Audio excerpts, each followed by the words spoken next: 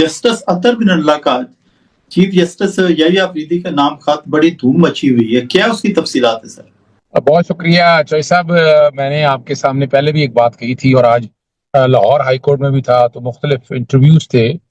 میں نے ایک بات کا بڑی واضح طور پر اعادہ بھی کیا اور کہا کہ ہم لیٹ ہو گئے ہیں. دیکھیں، اور اس کی وجہ کیا ہے کہ دیکھیں نا، آج جب پروگرام ایئر ہوگا میرا جہاں تک خیال ہے اس وقت تک یہ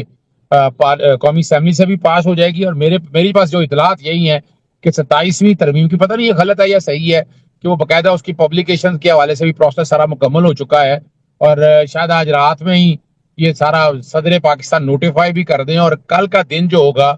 وہ 27ویں آئینی ترمیم کے اطلاق کا پہلا دن ہو. اور جس تیزی سے یہ سارا پروسیس کمپلیٹ کیا گیا ہے وہ آپ کے سامنے. اور میں اس کو اس کانٹیکس میں دیکھا کرتا تھا، آپ کو بتایا بھی کہ یہ خط و کتابت یا یہ سارا لکھنا تھا یہ بہت پہلے آنا چاہیے تھا. یہ نہیں تھا کہ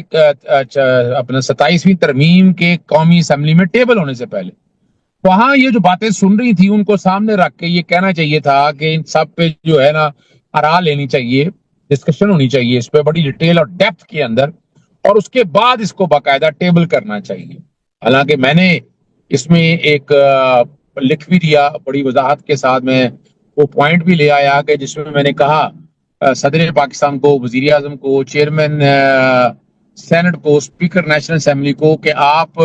اس سارے پہ نا، چونکہ سوشل کانٹریکٹ ہے، عمرانی معاہدہ ہے، اس میں عوام کی آراء پوری لیں آپ، اس میں سول سوسائٹی کا، وکلا کا اور تھنک ٹینک کا، انٹیلیجنسیا کا، سب کا اس پہ ان پٹ لینے کے بعد